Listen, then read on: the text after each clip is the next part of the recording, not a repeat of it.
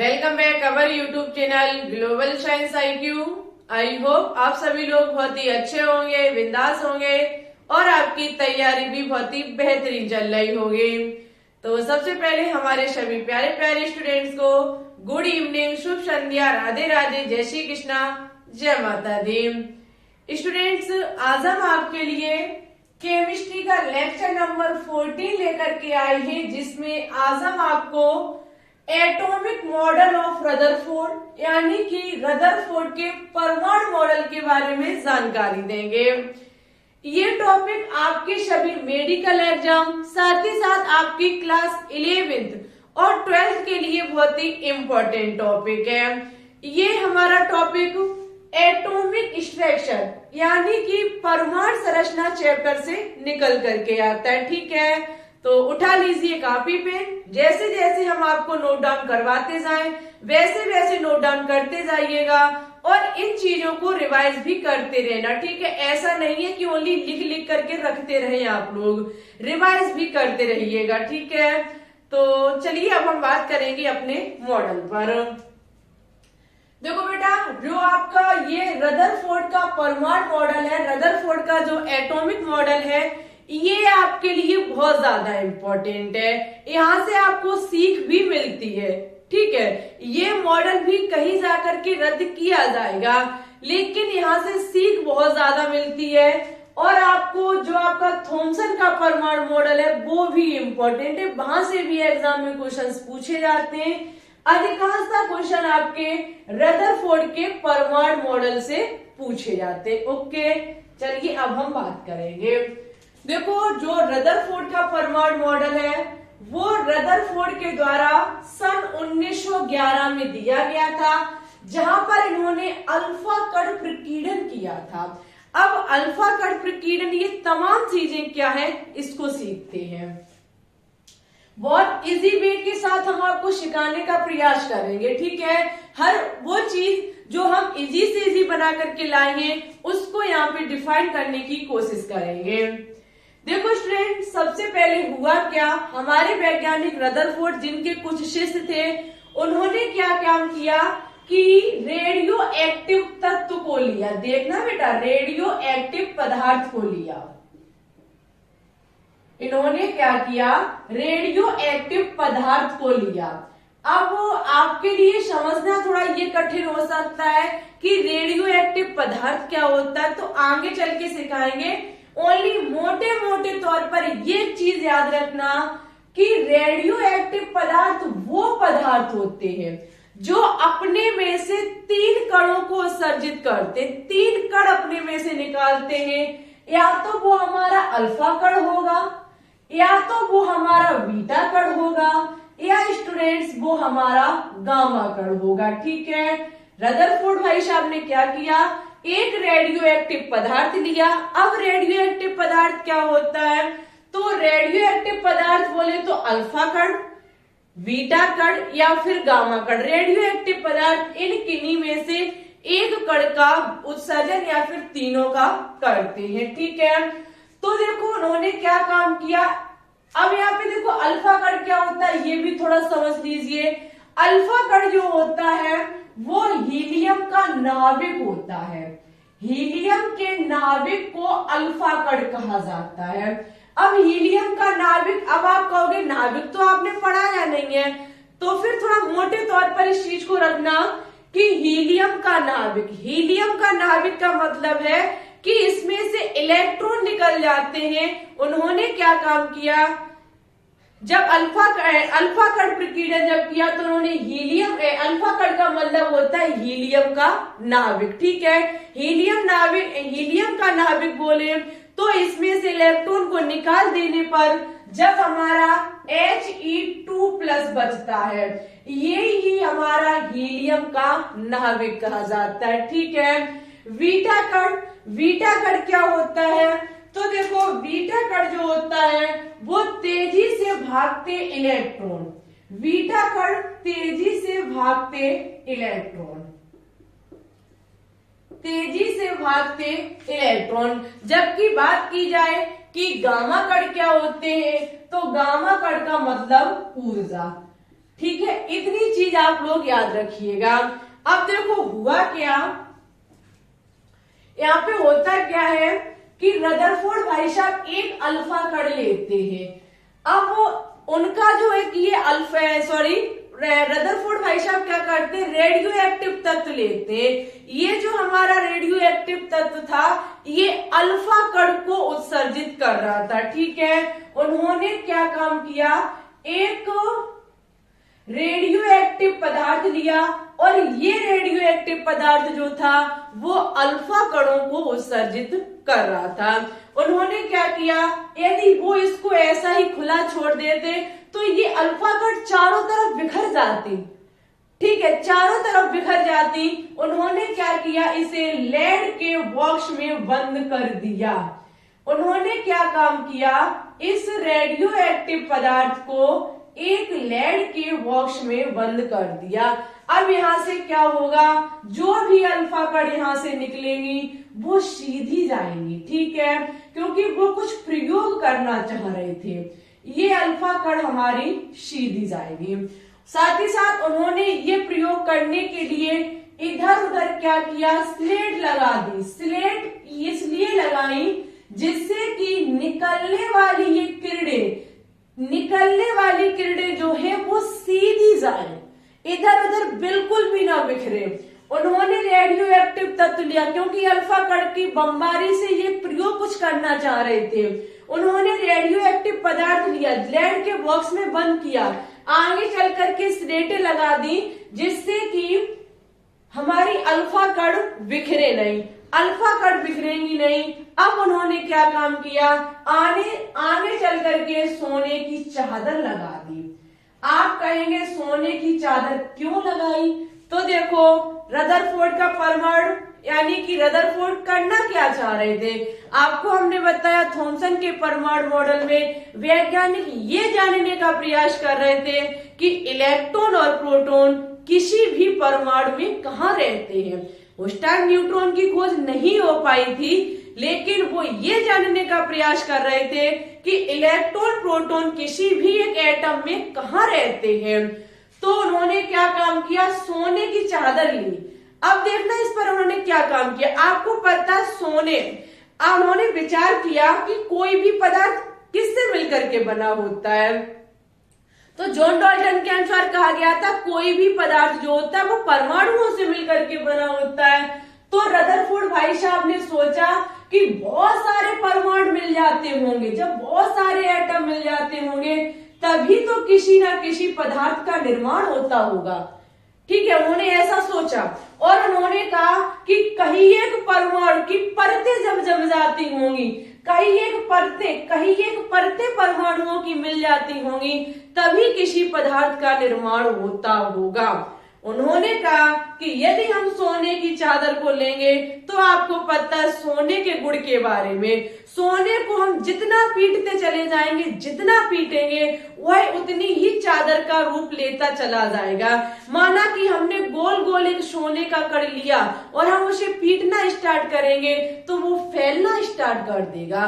Rutherford ने कहा कि यदि हम ऐसा कोई पदार्थ लेते हैं जो कई एक परमाणुओं की परतों से मिलकर के बना हुआ है और उसे हम हथौड़े से पीट कर उसके परमाणुओं को चादर के रूप में बिछा देंगे तो उसका एक कोई अंतिम वो होगा, अंतिम लेयर उसकी जो होगी, अंतिम लेयर जो होगी हम उस पर अल्फा कणों की बमबारी करेंगे।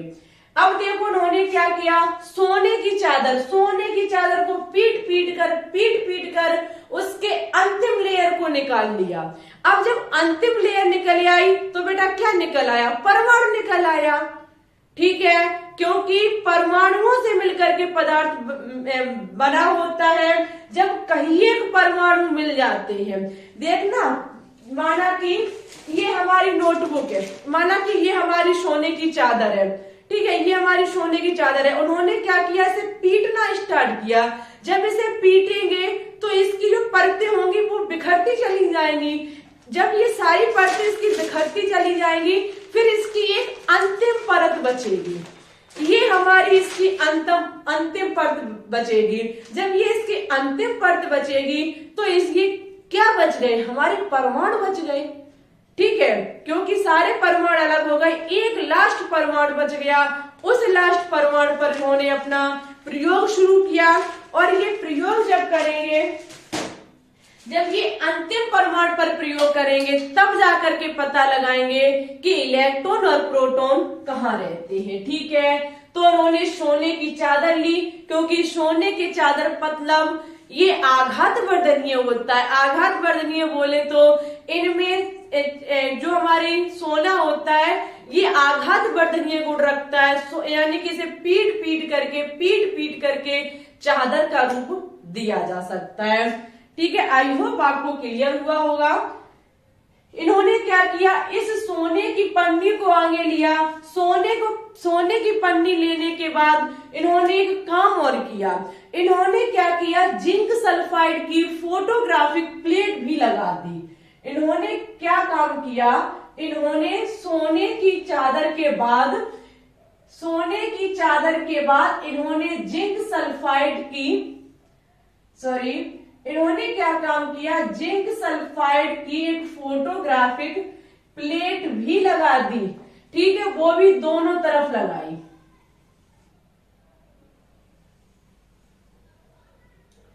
इन्होंने देखो क्या काम किया, दोनों तरफ जिंक सल्फाइड की फोटोग्राफिक प्लेट लगा दी। उन्होंने इसलिए लगाई कि ये जानना चाहेंगे कि यदि यहां से कोई कण यहां से निकलेगा तो हमें कम से कम पता तो चलेगा, क्योंकि जिंक सल्फाइड फोटोग्राफिक प्लेट जो होती है वो चमक उत्पन्न करती है। ठीक है, यदि उस पे कोई ना कोई चीज जाकर के टकराएगी तो वो चमक उत्पन्न करेगी। अब यहां से उनकी प्रोसेस स्टार्ट होती है।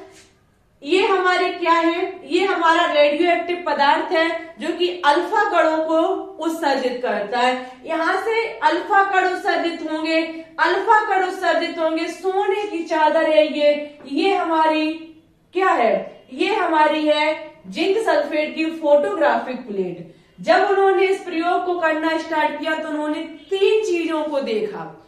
वो 3 चीजें क्या थी, फर्स्ट नंबर पर उन्होंने देखा कि कहीं कण जो है यहाँ पे चमक उत्पन्न हो रही है। उन्होंने देखा कि अधिकांशता जगह पर यहाँ पर चमक उत्पन्न हो रही है।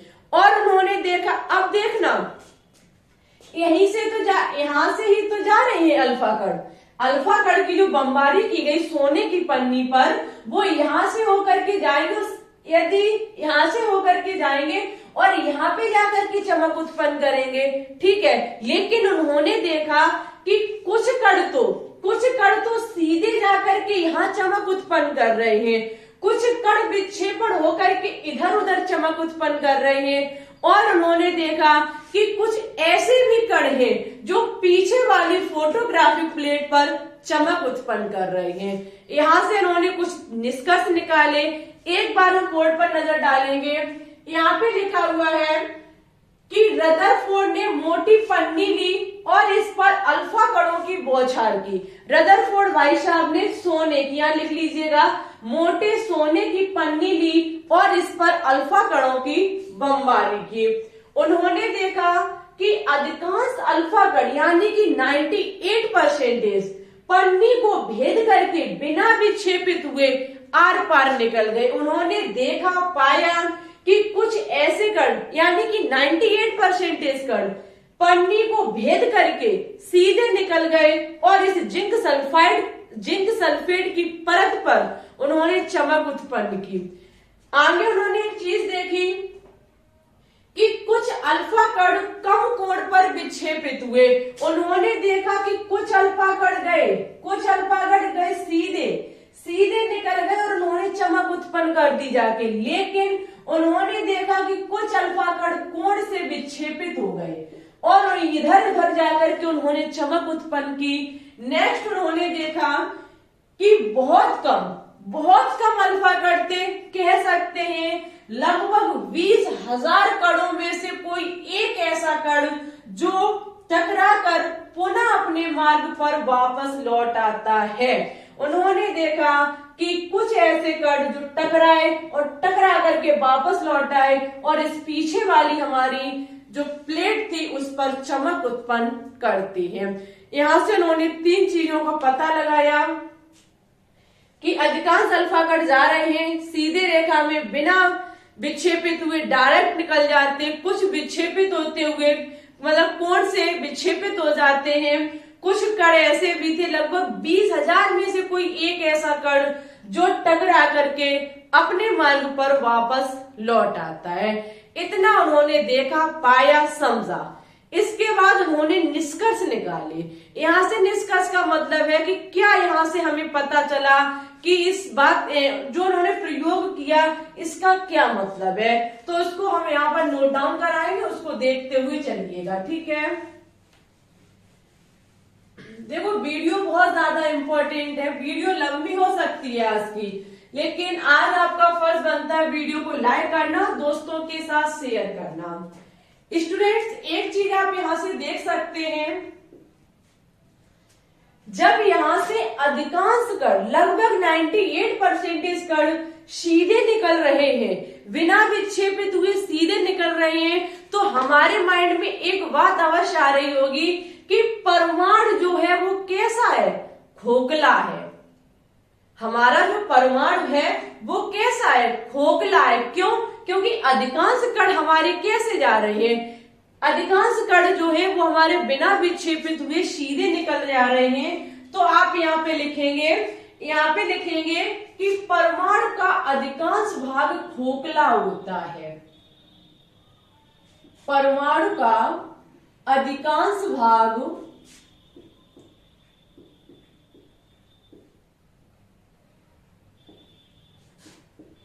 खोखला है, ठीक है। परमाणु का अधिकांश भाग कैसा है, खोखला है। और उन्होंने देखा कि कुछ ऐसे कण जो यानी कि कोण से विक्षेपित हो रहे हैं। अब देखिएगा, कोण से विक्षेपित होने का मतलब क्या है, बमबारी किसकी हुई, अल्फा कण की। अल्फा कण कैसा है हमारा, He2+ ही तो है। ये कब विक्षेपित हुआ होगा, जब इसके मार्ग पर कोई धनावेशित चीज आई होगी। ऐसे वो विक्षेपित होता ही नहीं, क्योंकि अल्फा कण हमारे क्या है, He2+। हम कह सकते हैं कि यहाँ पे हमने धनावेशित कणों की बमबारी की। जब धनावेशित कणों की बमबारी की, आपको पता है धनावेशित चीज कब विक्षेपित होगी या फिर कब अपने मार्ग पर वापस आएगी, जब धनावेशित चीज जब वो धनावेशित चीज से जाकर के टकराएगी। वही कुछ यहाँ पर है कि उन्होंने सोचा कि यहाँ के मार्ग पर कोई धनावेशित भारी कण उपस्थित है, जिसके कारण हमारी किरणें जो है वो कोण से विक्षेपित हो रही हैं। तो नेक्स्ट पॉइंट हम यहाँ पे लिखेंगे कि परमाणुओं में कुछ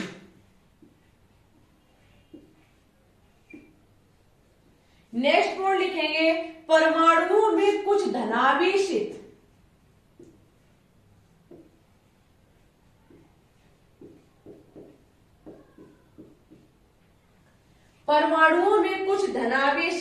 एवं भारी कण उपस्थित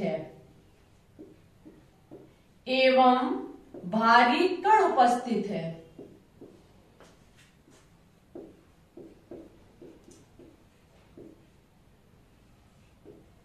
ठीक है। इसमें कोई धनावेशित या फिर भारी कण उपस्थित है, ठीक है। आगे देखो उन्होंने क्या किया, ठीक है। जब भारी कण उपस्थित है तभी यहां से हमारी अल्फा कण जो है वो कैसे हो रहे हैं, विक्षेपित हो रहे हैं। और देखो विक्षेपित हो रहे हैं प्लस अपने मार्ग पर वापस कैसे आ रहे हैं। उन्होंने कहा कि ऐसा कोई भारी कण, माना कि यहाँ पे हमारा प्लस है, ठीक है, यहाँ पे हमारा प्लस है, यहाँ से हमारी अल्फा कण जा रही है, जो इसके कोने पे आकर के टकरा रही है वो तो विक्षेपित हो रही है, साइड से जो निकल रही है वो तो विक्षेपित हो रही है। लेकिन इन बीच में उपस्थित जो हमारा धनावेशित कोई भारी कण है, कोई ऐसी किरण जा रही है जो इसके बीच में जाकर के टकराती है। जब ये धनावेशित से जाकर के डायरेक्ट टकराता है तभी हमारी कण अपने मार्ग पर वापस लौट करके आती है, ठीक है। ऐसा उन्होंने कहा। साथ ही साथ उन्होंने कहा कि ये जो हमारा धनावेशित भारी कण है, जो हमारा धनावेशित भाग जो है रदरफोर्ड ने उसको नाभिक का नाम दिया। उन्होंने कहा कि जो किरणें हमारी विक्षेपित होकर के वापस आ रही हैं वो हमारा धनावेशित भाग है। उस धनावेशित भाग को रदरफोर्ड ने नाभिक का नाम दिया, जो वास्तविकता आज दिन तक सच है। ठीक है, अब देखो आगे रदरफोर्ड के द्वारा कुछ पॉइंट कहे गए। ये पॉइंट जो है यानी कि रदरफोर्ड का नाभिकीय मॉडल या फिर रदरफोर्ड का मॉडल क्या कहता है उसके बारे में कुछ हम पॉइंट लिखाएंगे और अदर जानकारी लेंगे। साथ ही साथ ये भी बताएंगे कि रदरफोर्ड के मॉडल की क्या कमियां हैं। ठीक है, चलिए आगे हम वीडियो को बढ़ाएंगे, इसको साफ करेंगे।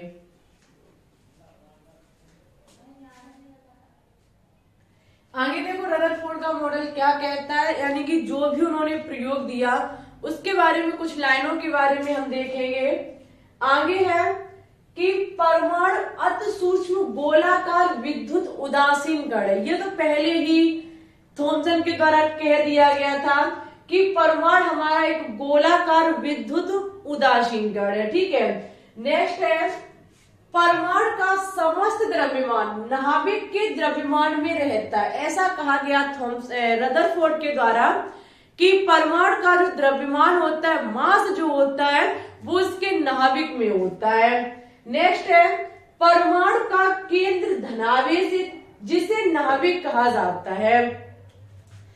परमाणु का जो केंद्र होता है वो धनावेश होता है। क्यों होता है? क्योंकि जब अल्फा कणों की बमबारी की तो उन्होंने देखा कि कुछ किरणें तो सीधी निकल रही थी, कुछ किरणें विक्षेपित हो रही थी। अब विक्षेपित हो क्यों रही थी?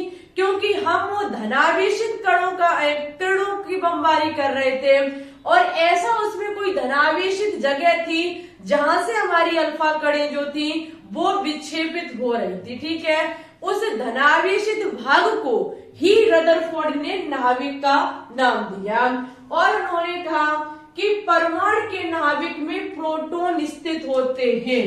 परमाणु के नाभिक में प्रोटॉन स्थित होते हैं क्योंकि प्रोटॉन P+ होता है। तो उन्होंने कहा कि जब अल्फा कण की बमबारी की यानी कि He2+ की बमबारी की तो हमने देखा कि कुछ किरणें विक्षेपित हो रही हैं। उन्होंने कहा कि विक्षेपित हो रही तो यानी कि कोई धनावेशित भाग है उसमें, और धनावेशित भाग था क्या? प्रोटॉन हमारा। तो उन्होंने कहा कि केंद्र में उपस्थित हमारे प्रोटॉन है जबकि इलेक्ट्रॉन उसके चारों तरफ वृत्ताकार मार्ग पर चक्कर लगाते रहते हैं। ऐसा कहा गया रदरफोर्ड के द्वारा। ठीक है, आई होप आपको ये चीज समझ में आई होगी रदरफोर्ड का प्रयोग कैसे हुआ, क्या निष्कर्ष रहा और क्या इसकी महत्वपूर्ण बातें रही। ठीक है, हर बात आपके दिमाग में अच्छे से घुसी होगी। अब हम इसकी कमियों के बारे में बात करेंगे। कमियों पे बात करने से पहले आपसे रिक्वेस्ट है वीडियो को लाइक कीजिए, दोस्तों के साथ शेयर कीजिए। चैनल पर अभी अभी न्यू जुड़ रहे हैं तो चैनल को भी सब्सक्राइब करके बेल आइकन को दबा के ऑल पर क्लिक कर लीजिए, जिससे आने वाली वीडियो के नोटिफिकेशन आपके पास टाइम टू टाइम पहुंचते रहे। एक हमारा टेलीग्राम चैनल है जिसका नाम है ग्लोबल साइंस IQ, लिंक नीचे डिस्क्रिप्शन में डली हुई है, क्लिक कीजिए, ज्वाइन कीजिए। कल हमने उस पर 210 क्वेश्चंस की एक PDF भी सेंड की थी। ठीक है, तो यदि उसको देखना चाहते तो आप हमारे टेलीग्राम चैनल से भी जुड़ सकते हैं। साथ ही साथ आप कोशिश किया करें ज्यादा से ज्यादा वीडियो को शेयर करने का। देखो एक टॉपिक की क्लास में मेहनत लगती है डियर, आप लोग वॉच नहीं कर रहे हैं उतने मन से क्लास को। हमारे पास आपके द्वारा वॉच की गई हर चीज का डिटेल है कि आपने हमारे वीडियो को कितना देखा, कितना छोड़ा, हर चीज की हमारे पास डिटेल रहती है एक। तो आप कम से कम इतना तो किया करें कि हमारा मन लगता रहे। ठीक है, इतना वीडियो को वॉच किया करें, इतना शेयर किया करें कि बस हमारा मन लगता रहे। ऐसा मत कीजिए कि यदि आपने वीडियो को इस प्रकार से देखा तो हमारा मनोबल गिर जाएगा और वीडियो टाइम टू आने में फिर प्रॉब्लम हो सकती है। ठीक है, तो प्रयास कीजिएगा डियर, वीडियो को कंप्लीट वॉच करें। आपसे हाथ जोड़ करके निवेदन है, जब हम आपको फ्री में प्रोवाइड करा सकते हैं तो आपका इतना तो फर्ज बनता है कि वीडियो को अच्छे से देखें। आप जब वीडियो को नहीं देख पा रहे हैं तो क्या करेंगे, कैसे करेंगे, मेरे तो कुछ समझ नहीं आता है। ठीक है, तो वीडियो को अच्छे से देख लिया करें, यहाँ कोई पैसा नहीं आपका लगता है। ठीक है, देखो इसकी कुछ कमियां रही आपको यहाँ पे नजर आ रही होंगी, इसकी कमियां एक बार हम इसको पढ़ के सुना देते हैं। ये इमेज आपको सामने दिख रही होगी। देखो यहाँ पे लिखा हुआ है कि मैक्सवेल के चुंबकीय सिद्धांत अनुसार यदि कोई आवेशित कण किसी वृत्ताकार मार्ग पर घूमता है तो उसकी ऊर्जा में सतत कमी होती है, सतत कमी होती है। और इलेक्ट्रॉन भी एक आवेशित कण है तथा नाभिक के चारों ओर तरफ वृत्ताकार मार्ग पर घूमता है, अतः इसकी भी ऊर्जा में सतत कमी होनी चाहिए और इलेक्ट्रॉन को नाभिक पर गिर जाना चाहिए, परंतु परमाणु स्थायी होता है, अतः रदरफोर्ड का परमाणु मॉडल के स्थायित्व की व्याख्या नहीं कर सकता था। देखो रदरफोर्ड के द्वारा कहा गया, इसकी मोटी मोटी लाइन आपको हम बता देते हैं। इनका कहने का मतलब क्या था, ये मैक्सवेल के द्वारा एक प्रयोग दिया गया था। मैक्सवेल जाने पहचाने बहुत अच्छे वैज्ञानिक रहे जिनका फिजिक्स में बहुत ज्यादा योगदान रहा है। उनके अनुसार ये बात उनका एक सिद्धांत था जिसके अनुसार ये बात गलत साबित हो गई कि रदरफोर्ड के द्वारा जो कहा गया कि इलेक्ट्रॉन इसके वृत्ताकार मध्य पर चक्कर लगाते रहते हैं। उन्होंने कहा कि इलेक्ट्रॉन एक हमारा आवेशित कण है, इलेक्ट्रॉन एक हमारा आवेशित कण है। जब ये लगातार वृत्ताकार पथ पर चक्कर लगाएगा, जब ये लगातार वृत्ताकार पथ पर चक्कर लगाएगा तो एक समय ऐसा आएगा जब ये देखो मैक्सवेल द्वारा कहा गया था कि जब कोई भी कण या फिर कोई आवेशित कण घूमता है, उसकी जब डायरेक्शन चेंज होती है, दिशा चेंज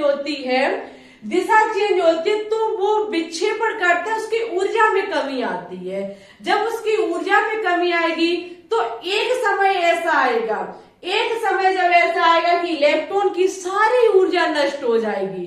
जब ऊर्जा सारी नष्ट हो जाएगी तो स्टूडेंट्स होगा क्या, इलेक्ट्रॉन जो होंगे वो हमारे प्रोटॉन में आकर के गिर पड़ेंगे। जब वो प्रोटॉन में आकर के गिर पड़ेंगे, परमाणु हमारा स्थायी नहीं रहेगा। ठीक है, जब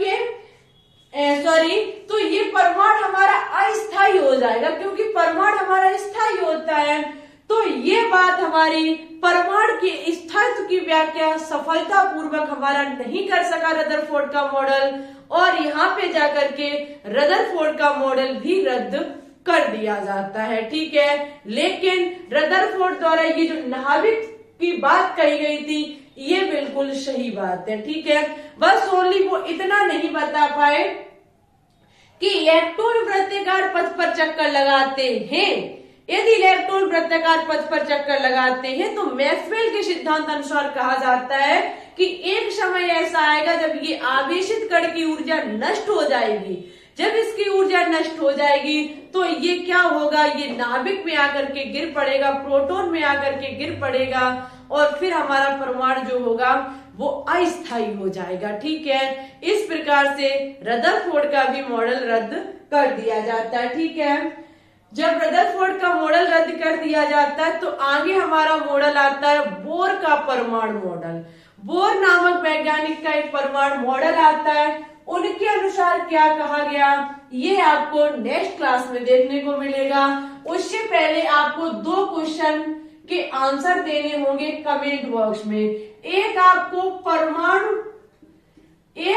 परमाणु की त्रिज्या बतानी होगी, दूसरी आपको नाभिक की त्रिज्या बतानी होगी। देखते हैं कितने स्टूडेंट्स राइट आंसर देते हैं। यदि आप दे लोगे तो फिर कोई बात नहीं, अन्यथा जब हम बोर का परमाणु मॉडल पढ़ाएंगे तब आपको परमाणु की त्रिज्या और नाभिक की त्रिज्या दोनों बताएंगे। ठीक है, तो परमाणु की त्रिज्या कितनी होती है, नाभिक की त्रिज्या कितनी होती है, इसका आंसर आपको कमेंट बॉक्स में कमेंट करके देना होगा। ठीक है, साथ ही साथ बताइएगा जरूर कि आपको रदरफोर्ड का मॉडल समझ में आया या नहीं आया। यहाँ से क्वेश्चंस भी एग्जाम में बनते हैं।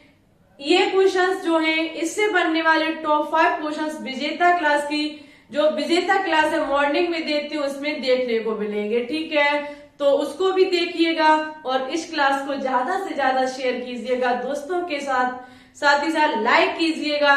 चैनल पर न्यू है तो नीचे आपको लाल कलर की बटन दिख रही होगी, उस पर क्लिक करके एक बार ऑल पर भी क्लिक कर लें, जिससे आने वाले वीडियो के नोटिफिकेशन आपके पास टाइम टू टाइम पहुंचते रहे। ठीक है, उम्मीद है कि आज की क्लास को आप बहुत शेयर करेंगे, अच्छे से वॉच करेंगे, हर चीज को नोट डाउन करेंगे।